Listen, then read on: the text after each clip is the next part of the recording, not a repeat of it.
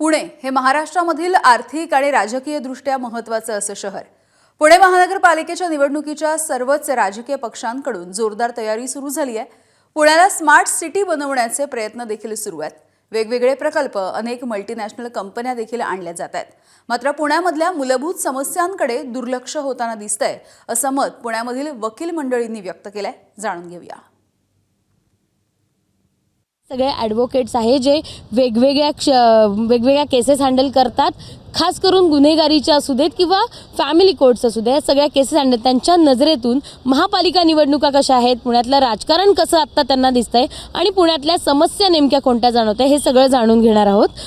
Sir, तुम्हा सगळ्यांचं स्वागत आहे ABP माझाच्या विशेष कार्यक्रमात.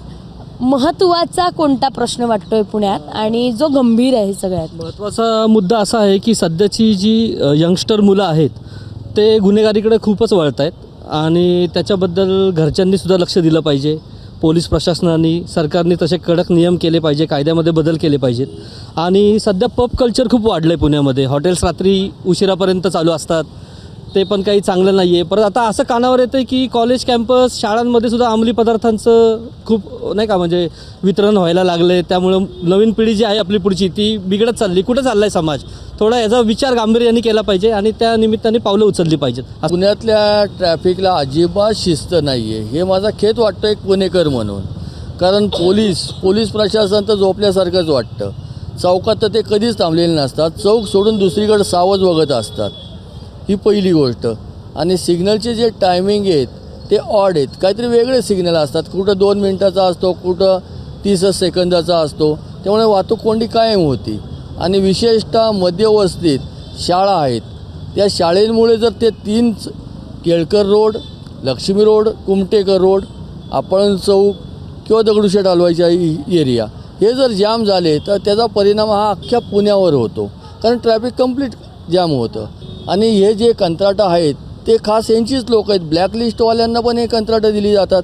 आपण फक्त वाचतो की बाबा ब्लॅकलिस्टमध्ये त्या कंत्राटाचं नाव आहे, पण आपण जर बघितलं त्यानंतर की 4-5 वर्षानंतर किंवा 2 वर्षानंतर त्याच कंत्राटाला ते रस्त्याचं काम मिळतं.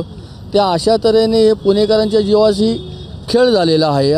तर यावर काहीतरी तोडगा म्हणजे जरी सुज्ञ नागरिक जरी कोर्टात गेला तर कोर्टात पण याला लवकर वेळ म्हणजे न्याय मिळत नाही आहे. तर त्यासाठी आम्ही एक पुणेकर म्हणून तर त्या गोष्टीत आम्ही आता लक्ष घालणार आहोत. कुठल्या सिग्नलला किती वेळ द्यायचा हे प्रशासनाला अवलंबून पाहिजे.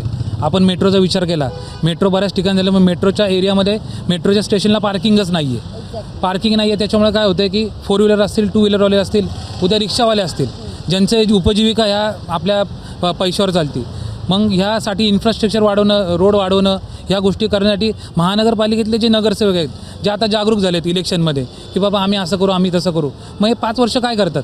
यांनी 5 वर्ष हे आधीच तुमच्या आमदारांना भेटलं पाहिजे. आज मला सांगा, BJPचं मोठी सत्ता आहे. BJP बरंच इन्फ्रास्ट्रक्चर वाढवतं आहे.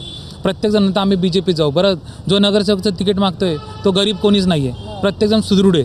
मग सुदृढ आहे, तू आत्ता सगळं करतो आहेस, मग तू तुझ्या एरियात का करू शकत नाही? पुण्यामध्ये किंवा महाराष्ट्रामध्ये आपण पाहिलं तर बऱ्याच मराठी शाळा आता सध्या पट कमी असल्यामुळे बंद केलेल्या आहेत. किंवा दुसरा विषय पाहिला तर मराठी शिक्षण आणि इंग्लिश शिक्षण किंवा सेमी इंग्लिश आपण म्हणतो किंवा इंग्लिश मिडियमचे स्कूल म्हणतो, याच्यामध्ये डिस्क्रिमिनेशन सध्या केलं जाते.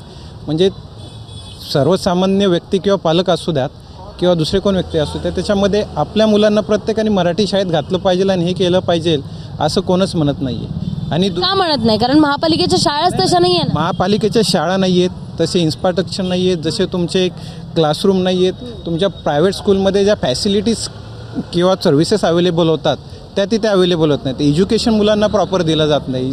जर कॉर्पोरेशनची शाळा चांगली असेल तर मी माझ्या मुलाला तिथेच घालेन. दुसरं पाहिलं तसं कॉर्पोरेशनच्या DC रूलमध्ये तुम्ही आता मेट्रोचा बेसिक बेनिफिट देताय, सगळे देतात. त्यामुळे पूर्वी ज्या 3-3, 4-4 मजली इमारती होत्या त्या इमारती पाडून आता 10-10, 11-11 मजल्याच्या इमारती झालेल्या आहेत. त्याच्यामध्ये बेसिक रूल दिलेलं आहे की तुम्हाला 1.5 ते 2 किलोमीटरच्या रेडियसमध्ये एक तुम्हाला स्कूल हवं आहे.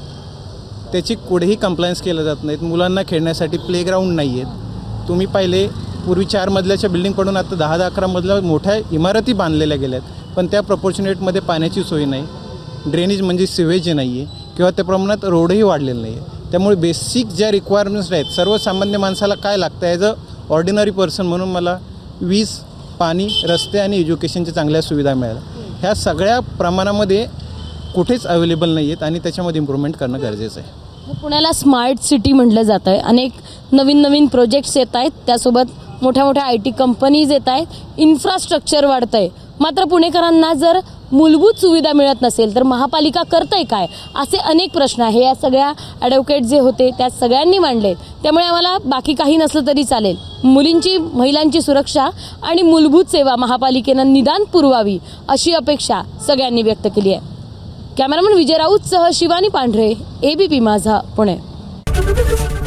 ABP माझा, उघडा डोळे बघा नीट.